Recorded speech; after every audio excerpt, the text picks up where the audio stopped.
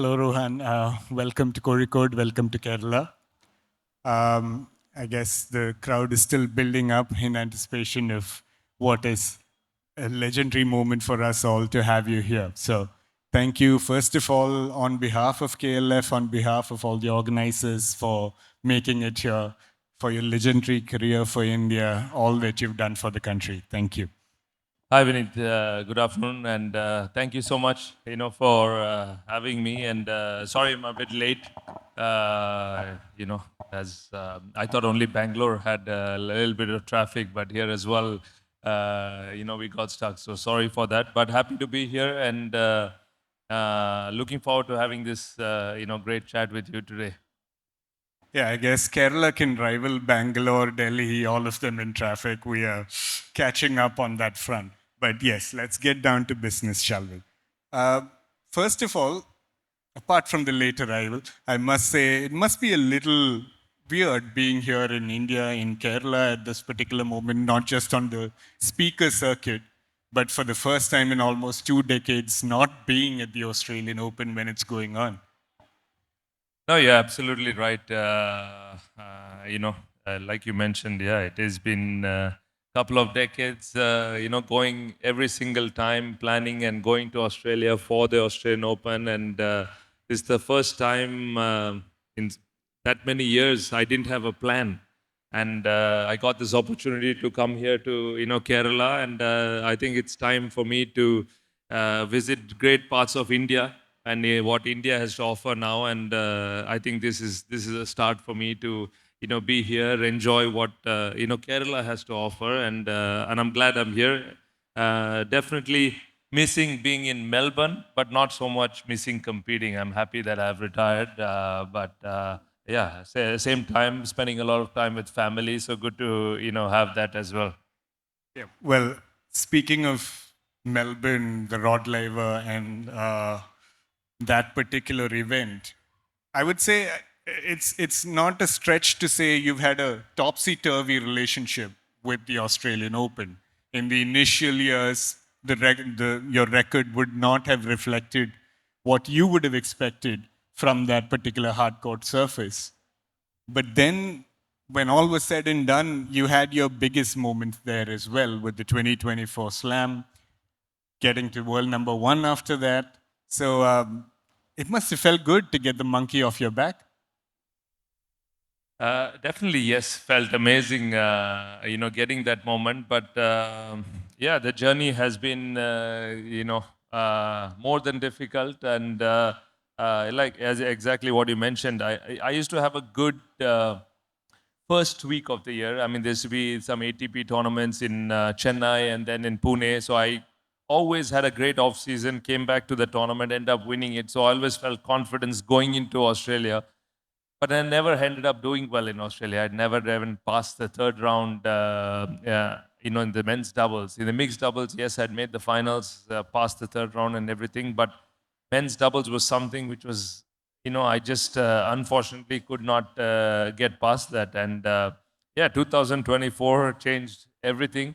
The first step was to get past the third round, and then, I think once I passed the third round, everything felt great, and a lot more energy was there. And uh, it's very rare that in the same week you go through so many different emotions. Of course, personally passing that hurdle of the third round, and then in between the tournament, after we won the quarterfinals, I knew I was going to end up being world number one. So, and not only me, of course, a lot of people got to know that, and I had tons of messages. So midweek during a tournament, getting that overwhelming messages was also not easy. Was but thankfully I have a great support system, to keep me grounded, always understand what the purpose was and what that journey, of me being there, I think helped. My coach Scott Davidoff, who's been with me for 15 years, he's been a great mentor. Now I call him more so as a family member, not so much as a coach. Being with me day in day out, spending a lot of your time with that person, and he's been an extremely great positive person in my box, and the other part for me is my wife Supriya, who's been a big positive role model for my journey. And my wife, she's a psychologist, and I feel indirectly somewhere every time I spoke to her about so many challenges, she found the right words to give me that perspective, what I wanted to hear, and kept me going there. And then yeah, finishing world number one, and then ended up winning my first men's doubles Grand Slam at Melbourne. Today, I'll definitely say it is my best slam.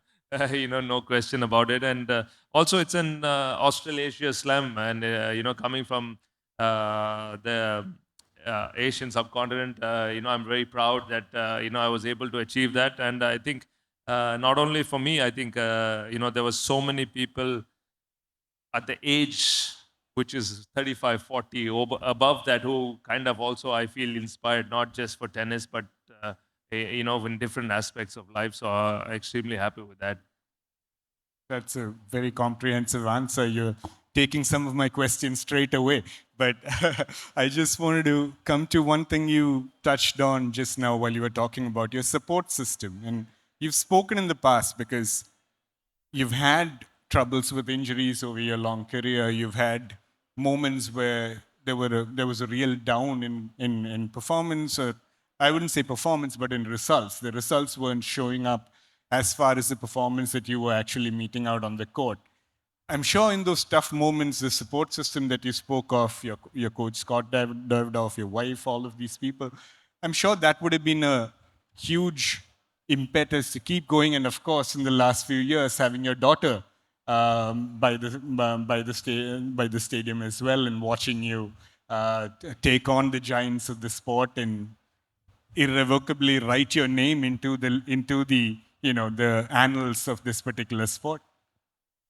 No, absolutely. I think having key people around you makes a massive difference. And you're playing tennis and you're traveling, it's such a lonely sport. Tennis is one of the games I feel you're a entrepreneur from day one, because you're spending capital from absolutely from that particular day you go into a coaching center. Because the only time your travel or your coach's travel is funded by the government or the federation is when you're representing India at Davis Cup or Olympics. The 30 other weeks when I'm traveling and it says Rohan Bopanna India, it's actually Rohan Bopanna who's actually spending money for the coaches, for the physio, for the travel, everything. So there's a lot of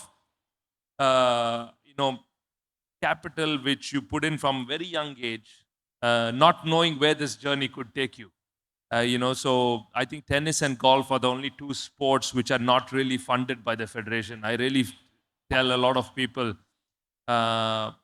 we need all sports to be have a similar structure like how we have at cricket, or in the way it is set up in the country to in order to sport to grow. But yeah, just after many years of course, being on that tour, traveling week in, week out, then finding the right people to have around you to understand this journey along with you.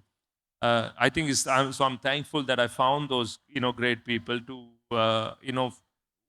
all those majority of losses as a tennis player. You go through your career losing more matches than you win. So I think those are the matches which actually you learn from, because you actually end up going, watching those matches. I mean, at least I did. I went and watched the matches, and I learned from that on how to get better at, the next matches. And when I played with different partners, I changed the narrative of, how I would take my game, with them. I looked at it and said, in case my partner missed a volley or something, the initial Rohan used to say that, I got back to my coach and said, oh, I wish he did not miss that volley. And then later on, I changed the narrative and I said, okay, maybe he missed the volley because I did not serve good. So I looked at it in an angle where I could improve myself. So no matter who I played with, which partner I played with, I could freely play there. And yeah, having Trida, our daughters, traveling with us, I think it's been magical. For me, continuing my journey till the age of 45 and playing, I'm thankful that happened, because otherwise my daughter would have always said my father was a tennis player. So she traveled and said my father is a tennis player, which was amazing. And to have her sitting there watching me play live and win that men's doubles grand slam, I think it was very, very special. Even till today, every time I'm watching something on TV, or if it's tennis, she wants to go back and watch that video, not of me really playing or winning, watching her in that moment of when we are talking and receiving that trophy. So yeah, I think I don't think anywhere I could get such a great feeling. A quick aside, are we going to have another Bopanna from in the women's singles or doubles now coming up soon in representing the nation? Is she showing interest to follow the father's footsteps in there? Well, she's just playing once a week of tennis, is because she just, I think, understands tennis in terms of watching and scoring more now, more not so much playing. But yeah, if she has to really want to pick up this sport, I don't think I want to be the coach. I'll rather send her to, my academy and let the coaches train her, because I think I'll be too hard on her. Okay. You spoke also about the multiple partners that you've had. I mean, yes, that is a given in the sport of doubles, particularly mixed doubles and so on. But even then, you've not just had multiple partners, you've been extremely successful with multiple partners. Whether it was the early going with Aisamul Haq or later on with so many others, Mahesh in between, you had Matthew Ebden at the end, but a whole bunch, Daniel Nestor, Shapovalov, so many in between. So many people, so many partners, so many different strengths, I would say, that each of them had, different play styles, different languages that they speak. So, how is it that you're able to not just practice and get along with them and tweak your game according to each one of them? And I haven't even mentioned all the partners that you've had with India playing for the Davis Cup or Asian Games and so on. So, how is it when you have to deal with so many different personalities? Like I said, deal with people who speak so many different languages. Or is the universal language of tennis good enough to dispel or bring down all differences and bring out that product on court? First, the most important part, you need to get along with all of them. I think that is the aspect where I felt I first, before even partnering these players, I built a great camaraderie in the locker room, got to know these players, and then it was much easier when I started playing with them. I think that is important. Communication is extremely important when you play with these partners. So when you know somebody and you enjoy spending time around them, it was easy to play with them. So I think that is something I learned from the very beginning, is that not just go and play with somebody just because it's a business. I looked at it saying that let's build a relationship first, and then of course the tennis takes care of itself. And hence I think I found so many great partners to have success with. And I think over the years the experience also kicked in, and I used my experience from learning from so many great players to bring it in for different partners, and it helped me tremendously. Going back quickly to the 24 Australian Open and playing with Matty Ebden, we know how Indian fans are. They show up wherever, whenever. But here you had, I would say, a full actual home court support, right? You had an Australian Indian dual support. Was that a major? You spoke about attaining the world number 1 after the quarterfinals and so on while the tournament was going on. But in those pressure moments in the semis and the finals, did having that vocal support behind you add more pressure, or was that also something which boosted the performance and made you finally able to get over the hump in the men's doubles at the Grand Slam level? I think it was a great positive, playing with an Australian partner, and especially in Melbourne, we have a lot of Indian support. So now, like exactly what you said, having two countries supporting one team was, really good. And yeah, I think we, took every, small energy we got from every round, from the first round, even though we were playing a couple of Australians, we knew we had some people still supporting us, which was a great thing. And yeah, it does make a difference. And I love, playing when there is a lot of, support. Of course, when it's towards you, it's much easier to play against. But, just playing tennis in, a stadium with people are enjoying the sport, and cheering for great points makes a massive difference. And yes, we had a really fun and good support. So extremely thankful to all of them who, would share their journey with us. Speaking of support for and support against you, on the flip side, the Asian Games in 2022 would have been just the opposite when you were facing up against the home teams there. And still, I know you had a lot of, you wanted to defend your men's doubles from 2018. That didn't happen. But in the mixed doubles, you were able to bring home that second Asian Games gold for the country. And having known you, I mean, I don't know if you remember this, way back in 2010, when I was working with the ESPN, I interviewed you and Isam at the Chennai Open. And I still remember something you said at that time, that we're not just individual athletes. We are representing our nations. We are putting our best foot forward for boosting the image of our nations. And you've never been one to shy away from representing India wherever you could. Wherever the call was, injured, half injured, you showed up. It's a common refrain. A lot of your colleagues or partners who have played along with you for India also keep saying Rohan isn't just somebody who just gives you support from behind. He's always there. He takes time out of his schedule if he's at the same tournament to come and watch you play. And we've seen you multiple times, whether it was whether it's someone playing singles or another doubles team, you're there supporting the Indian team along. That is one side of it on the tour, and the other side of it is when you play for India in the Olympics, in the Asian Games, and so on. What does that mean to Rohan Bopanna, the man? The ability to represent India, and having done so with great laurels for so long in your career.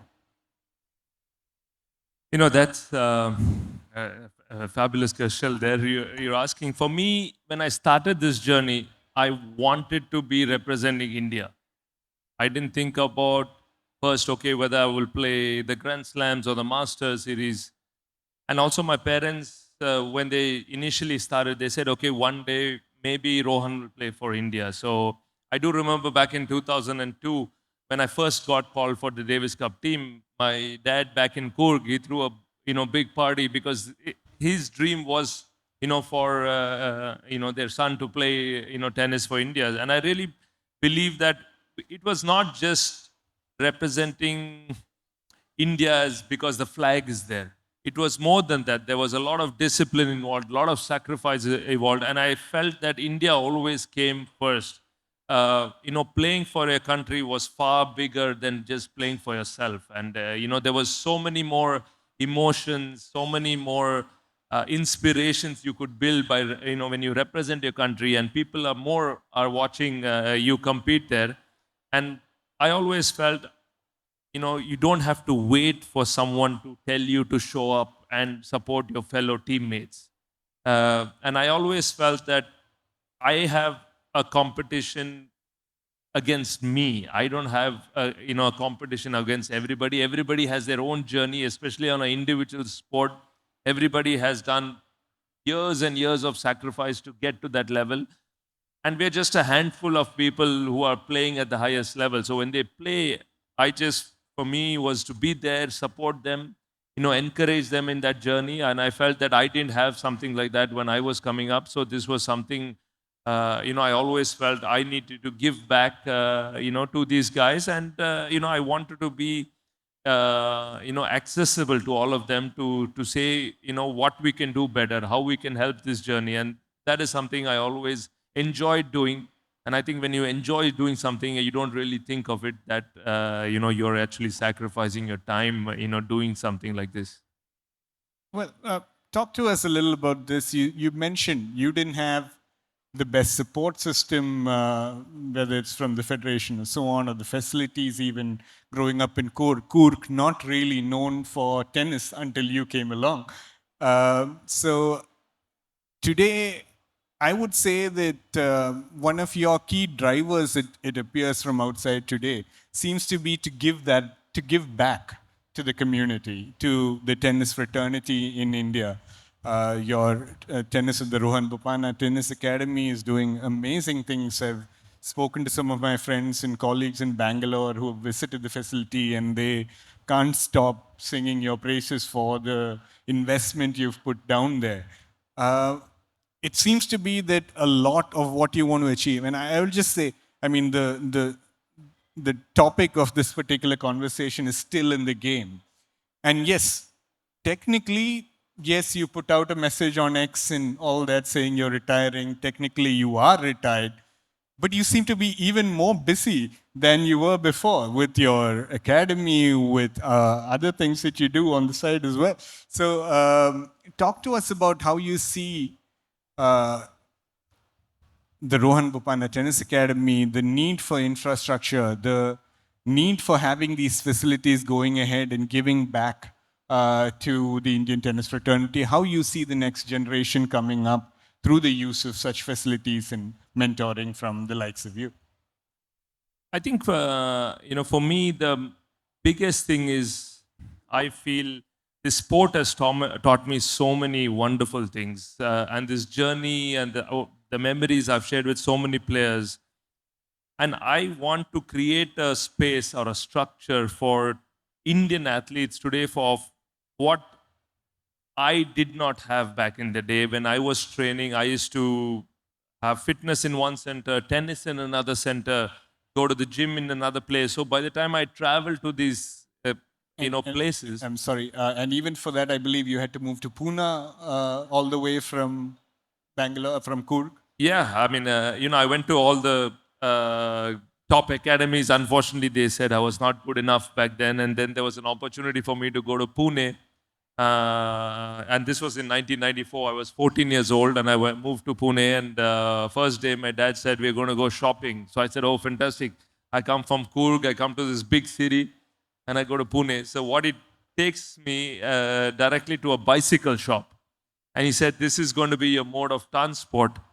So I had about 15, 16 kilometers every single day just on commute to go to the fitness, come back, go to tennis, come back. And I did not once think that this is a burden for me. I felt here's an opportunity for me. I've moved out from Cook. I've come to a center as Pune. There are some tennis players here. Let me make use of this opportunity. I don't think many people even knew who Rohan Bopanna was there because I was probably playing in the 5th, 6th court. Nobody, I was not good enough to even be on the top courts.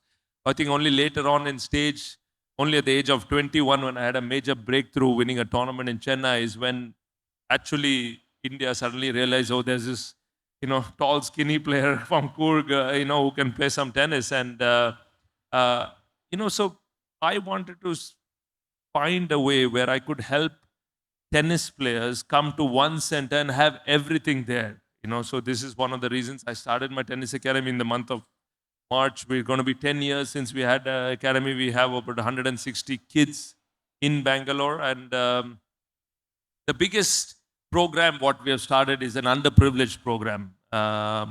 We picked up 37 kids from Jammu and Kashmir and Assam, and we've moved them to Bangalore to provide them boarding, lodging, education, and tennis. I really feel that tennis is always looked as a privileged sport, and there's very little access for, maybe giving this opportunity back. So we call this program as the Bhumi program. And that's made a massive difference of giving these kids this opportunity. They're so happy being in Bangalore, not only going to school, but also playing tennis every day. But apart from that, we are doing different programs where I've now created a doubles dream of India, where we provide a coach and a physios to travel with these players.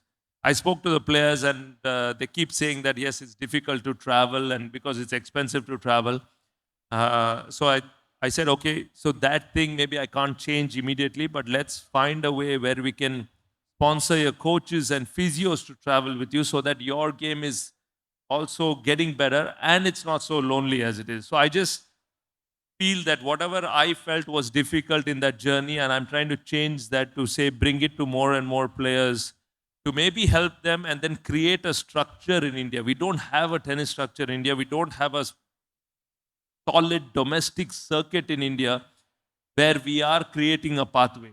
Everybody who has come and played tennis so far have done it on their own. So this is what I'm trying to change, and I also bought in some UTR tournaments now because that UTR tournament format is built in such a way that you get guaranteed 5 or 6 matches, no matter whether you win or lose. Even on the ATP circuit, I can't guarantee myself, 5 matches in a week and prize money, and also pays prize money to these kids. So what has happened is now they are playing 5 to 6 matches every week, earning prize money, which they can now fund themselves to travel to the other tournaments. So this is kind of a small pathway. Yes, it has kept me extremely busy, though I've announced my retirement, last year. But I feel this is the time to really set up all these things and then, slowly build tennis ecosystem in India, because we can't really wait for the federation to make these things happen. So that is my small contribution to Indian tennis. It's truly commendable, yes. Having said all that, you've hit the nail on the head. The support from the federation, particularly in the Indian tennis ecosystem, might be a little bit lacking. Is that something you have designs on getting into? I mean, you yourself rightly said a tennis player, even while playing, is essentially a CEO or an entrepreneur. So you have the expertise, you have your own center, you have the claims. There's something that you're looking forward to doing, maybe especially considering that India now has designs of the Olympics in 2036. We need strong figure standing up to lead our particular federations to the promised land. Yes. Yes, I would love to be, part of the national federation. Right now, I'm part of the state federation where we are doing a lot of events in Karnataka. But I would love to be in a place where I can actually make a change, because I think today the players need that voice, need that support in order to make that change. And we haven't changed for 30 years. So it's about time, we really make that change, because we are losing out on many talented players when they are, especially after 16, 17, 18. We kind of losing them out, whether either to they just use the tennis angle and take scholarships in the US, and very rarely they come back playing that sport. So, so many wonderful opportunities these young kids, we are creating in India, but unfortunately not following up after that, junior age. And this is where I think a big change is needed. And yeah, I would love to make that change. And, I don't really know what the pathway is to get there. And if there was a player's vote alone to, take somebody up there, I think I would pretty much, have better chances to get there. On a related but slightly different note as well, I mean, over the last 2 decades while you've been playing, I mean, the one thing which stands out, which is so different these days, and is the advent of social media, the ability to reach out to your fans and for them to reach back out to you. Not always positive, right? There could be a lot of criticism coming in the way, particularly when you're dealing with young players, like you said, with your academy, through the federation, so on. You spoke about sending coaches with them, trainers, physios, getting them facilities all at one place, which are all amazing. But how do you do something with regard to conditioning of these players on the mental side for preparing for the sheer weight of social media today? I mean, one bad shot at a crucial moment in a game can get ripped apart. It goes viral all kinds of names are said, particularly when you're playing for the country. It's not like the player intended to miss it, of course, but well, social media can be quite harsh at times. So, how do you prepare the youngsters coming through today to deal with that kind of adversity as well as the support, also overwhelming support and overwhelming adversity, both? Oh yeah, it is surely a challenge. There's no question, about it. And I've played so many tournaments, and no matter where I play, the minute I lose, there is always somebody sitting there and abusing for why I lost the match. You need to be really strong to be able to manage that. And I really feel that today, when we talk to the kids, one of the biggest aspects is that we are making sure at the academy they do speak to psychologists, because that is, I think, a major part which is unfortunately not being used so many with individual athletes. And so we're making sure we are from a young age, getting good psychologists to speak to them.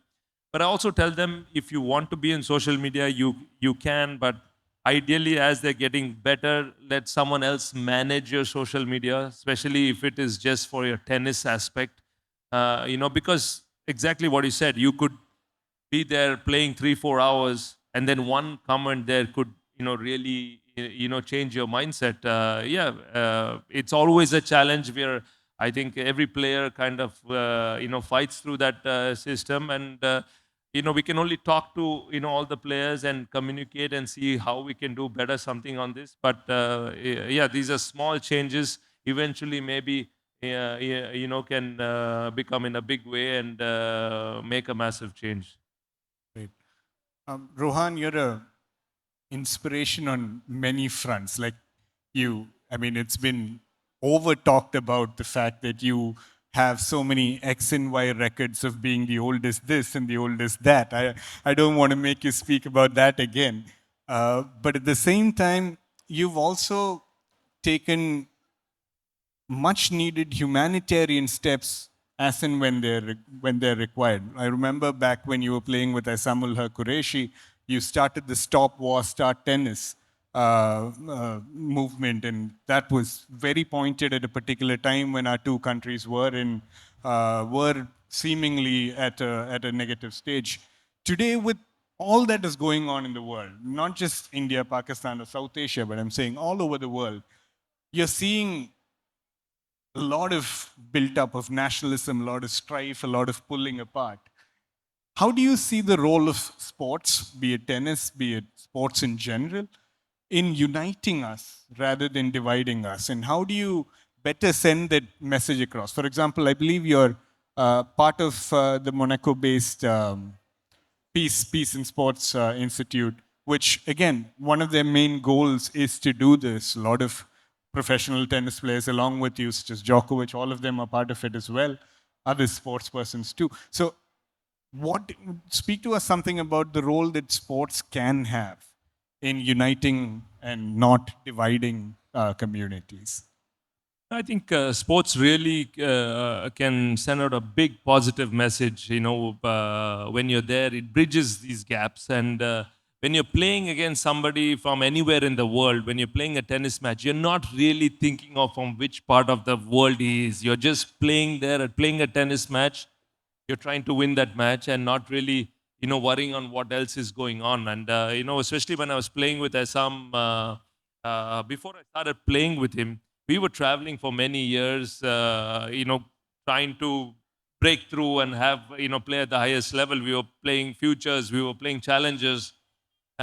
Initially, like when I said, tennis is a very lonely sport. So it was like one Indian, one Pakistani traveling in these tournaments.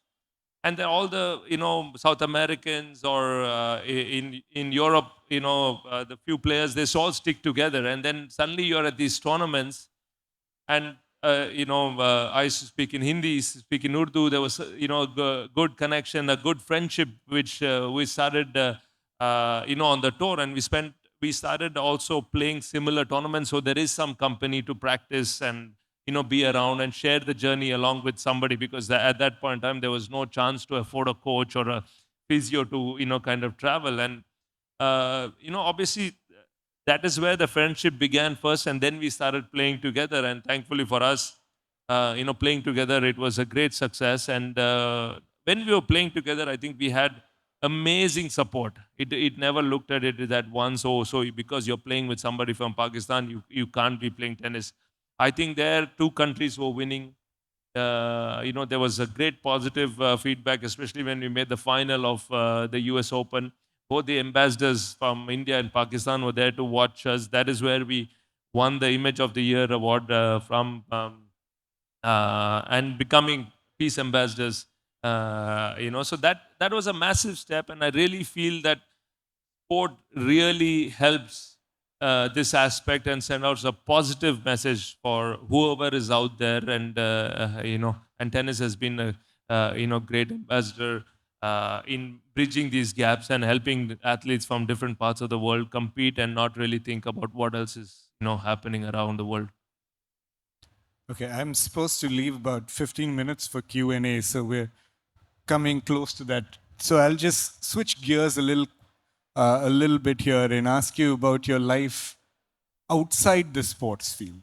I mean, you've mentioned multiple times now, tennis is an individual game. You travel a lot. It's difficult to keep yourself in high spirits. I know you're a Man United fan, so am I. But other than other than following other sports, and what did you used to get up to while you were on tour to keep yourself fresh, both mentally and physically? And also, I know you're a qualified barista. You have interests which stretch beyond the court, and of course, coming from Kodagu, that absolutely makes sense. So, what is it that Rohan Bopanna likes to get up to off the court, away from the cameras? Actually, I love exploring cities to find different coffees. This is something, like you said, I come from Kodagu. Coffee came way before my tennis. I really feel India produces some great coffee.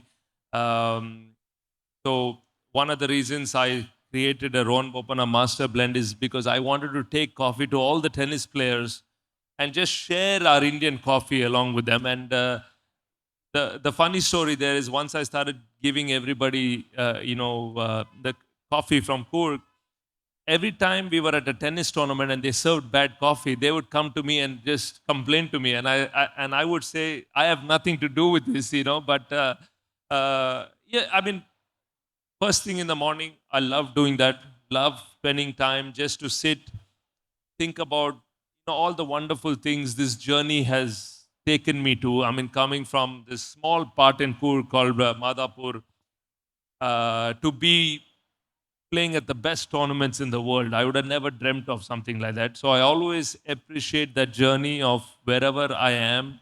And I said there were so many wonderful people who have been part of that journey, and I made some amazing friends along the journey. Every tournament I went to, I think that is something I will miss now since I've stopped playing, is that I created a family around this store. So every city I went to, I'd made so many great friends. I used to see them once a year. So that is something I think now I have to maybe plan more such. Having said that, there's a friend of mine sitting right here, Vivek here, and every time we had the Chennai Open, I used to see him more often, or always go there. But now I have to literally make a plan to go to these cities. And those were, I think, great things. Apart from tennis, I loved meeting people, socializing with people, and just enjoying downtime apart from always thinking about tennis. And I think that's where it really helped my tennis.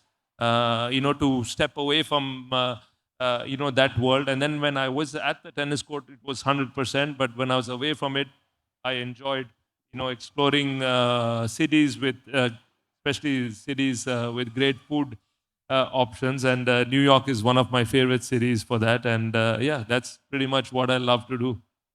That's great. I mean, we're almost bang on the 15-minute mark, so I'll just open it up for Q&A. But I also just wanted to say, I believe there is a masterclass, coffee masterclass being given at the German pavilion. Maybe you should step over after this and share some of your Kodagu secrets with them. If you have time. Yeah, absolutely. That'll be wonderful. The best case scenario, at least we can have a great cup of coffee. Certainly. All right. Q&A. Yes, ma'am, please. Okay, sure. Here and then, yeah. Hello, sir. On a personal note, not singing with the popular sports of our country, tennis gave me the space and comfort that other sports can give, and thanks for that. Talking about tennis, it's a weird game. It's a strange game, and I don't know how you people manage it, how you sleep, how you play. Because one moment we are seeing in a tournament, then you have this other cup, this other championship, and each week you have something going on. In each day you have something going on, and you have limited recovery time. Almost you have no time. So there must be some unrealistic force or entity that drives you. So what's that force that drives Bopanna? Thank you for that. And for me, I looked at it as the driving force was the opportunity I had. I never looked at it, there's no time. I said, oh, here's an opportunity to, to do something and, find a way and do different things.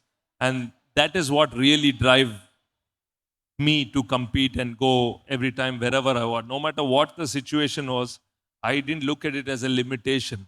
I looked at it as an opportunity, and that is where I derived all the energy from. Hello. Yeah. Hi, Rohan. So I would like to ask a question like in your initial years of playing tennis, how did you overcome mental pain, anguish, stress, or like staying away from family and friends and everything like that?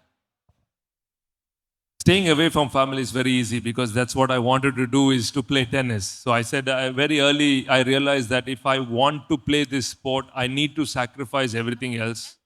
Whether it is meeting family, whether it is missing birthdays, whether it is missing family functions, everything, I was completely out of it.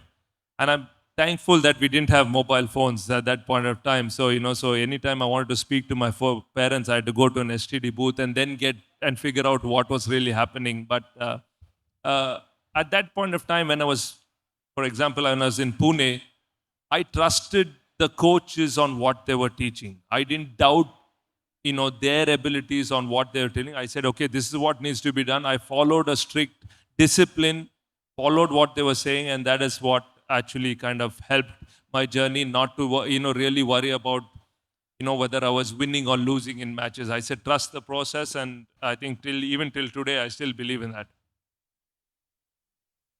Good afternoon. My name is Arjun, and I'm a small-time tennis player myself here in Calicut. Let's say you're playing a final of a Grand Slam, and you meet an opponent that is overwhelming.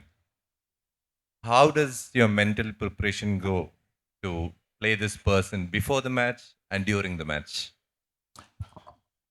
The biggest thing is that when I'm in the final, the opponent also knows that he has somebody tough to deal with.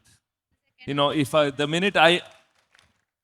minute I look at it saying that, okay, there is somebody there who, I'm probably going to find difficult playing against, I've already lost the match.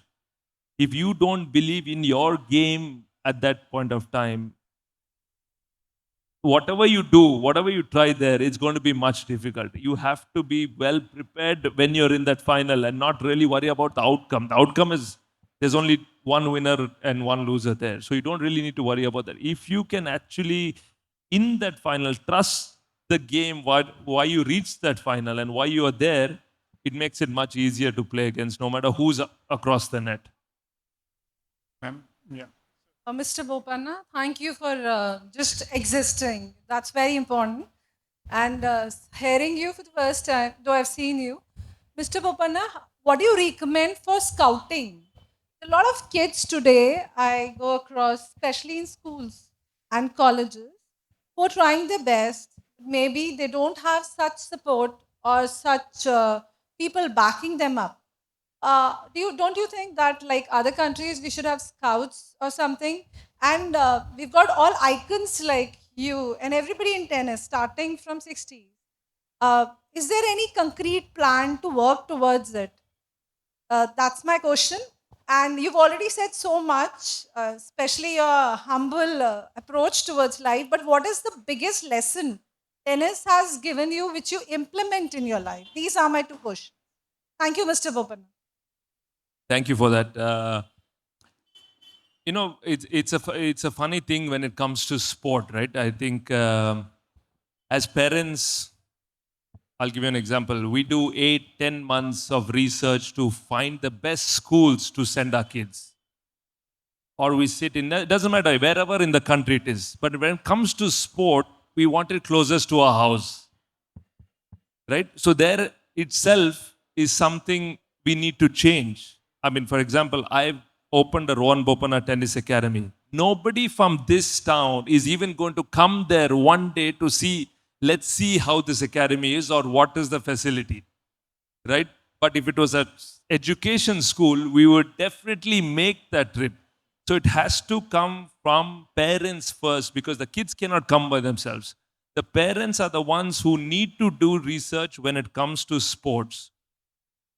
And whichever area we are spending more hours in, this is where we'll be good at. Especially school, we spend 6-8 hours a day. But sports, we just do it on the weekend, but we want to make them a tennis champion, right? But as parents, we go to tennis academies and we tell the coach what to do. But when it comes to school, we just drop them and go home. We have never told the teacher what to do in class. We wait 10, 11 months before the kid goes to the next. But when it comes to sport, we want everything much quicker.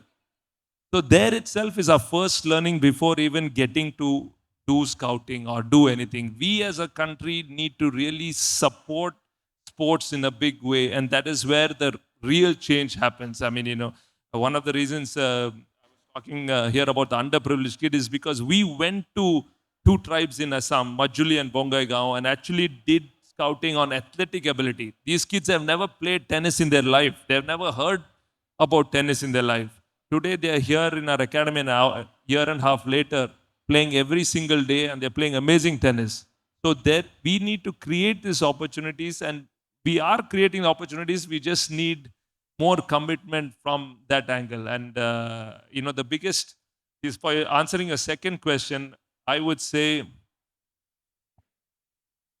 for me, it was the self-belief which took me all the way here. I never doubted my ability or my tennis in any day, and that is where, you know, it really helped me in many ways. No matter who I played against in 2006, I was playing a singles match against Roger Federer. Yes, I was nervous, but when I went on the tennis court, I trusted my abilities, I trusted my serve, and I said, okay, let's go after that and see how that goes. And, you know, that is where I think it really helped my journey. I want to know whether our academy, the SAI and other federation, are they, your tennis academy, is it clubbed together? Is there a program to promote tennis by the government, or is the tennis academy a different entity as together, altogether? Separately you are doing it, or is it clubbed together with the government program? That's what I want. The Rohan Bopanna Tennis Academy is a private academy. Like I said initially, tennis and golf are the two sports not really supported by the federation. Yes, the governments are now coming up and helping a few athletes, but the academy is fully run by me, and you know, we creating these opportunities for these players to come there and, you know, train and stay there. I've always been a fan of what you've been doing for India. So keeping this really, really short. If you want to have the best coffee, in fact, the German pavilion is right here, and it's designed by us. I'm from Bangalore, and would love to host you there. And maybe I can ask you a few things there, because I really wanted to ask you a lot of things, but time is over. So I'll let him speak, because he also wanted to ask you something. Perfect. Hopefully we'll see you there. So, Popes, I wanted to ask you this, that, you know, we often celebrate titles, wins, all the happiness. And in a career which is as beautiful and illustrious as yours, I'm sure there have been certain lows, a certain time when, as a sportsman, it has hit you and there is vulnerability that has come in. Would you mind sharing with us one of those times and maybe how you navigated that?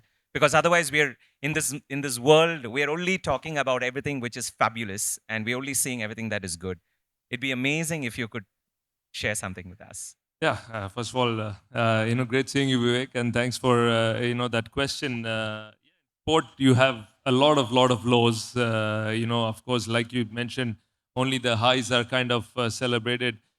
Couple of things I would definitely mention. One definitely was an extremely low point was not winning a medal at Rio Olympics. Coming in fourth actually was the worst feeling for an athlete. In certain sports, even coming fourth is kind of celebrated, but for tennis, you know, losing a match first of all in the semi-finals where it was so close, a chance for a guaranteed medal, and then you play for a bronze medal and then losing that again. It was, I think, by far the lowest moment, as in my career, in my journey. It took a while to, come over that. And, the second part was, of course, when I found out I had no cartilage on my knees. Both my knees, my cartilages are fully worn out. Back in 2019, actually, I ended up finding that out, and I was in 2-3 painkillers a day to even play matches. And thankfully, during COVID time, I discovered Iyengar yoga, and that is something which really changed my journey because I literally lost all my muscles on my quads and my hamstrings. And Iyengar yoga actually started building those small muscles back and started going from 2-3 painkillers a day to no pain today. Thankfully to all the muscles built. And I think in some way, even doing yoga, I felt very calm on the tennis court. I didn't feel rushed anymore. I kept telling my yoga teachers, I wish yoga is taught to young kids. We always take up yoga later on in our journey. But yeah, I mean, that is, I think, been a great strength of mine to be able to go someplace, adapt, and really learn from that. And yeah, these are the 2 points which were absolutely tough. Rohan, I'm sure there would be 100 more questions, but unfortunately the clock has struck 0. It was an amazing session. I'm sure all of you sitting here would agree. You've been very kind with your words, with everything that you're doing for the country and continuing to do for the country. So best of luck with the association, and hopefully we see you as the Tennis Federation president soon. Once again, thank you for visiting KLF and just coming to Kozhikode.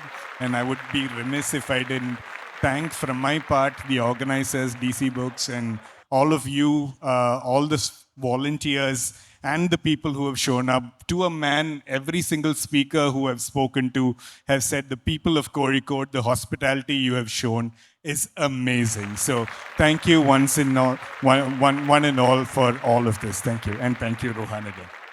Thanks, Vineeth. Thank you so much, first of all, for talking to me. And thank you all for, listening and, especially for the Kerala Literature Festival, for having me here. Like I said, Vivek was the first one to reach out to me. And I'm definitely going to be visiting again here to enjoy your beautiful city.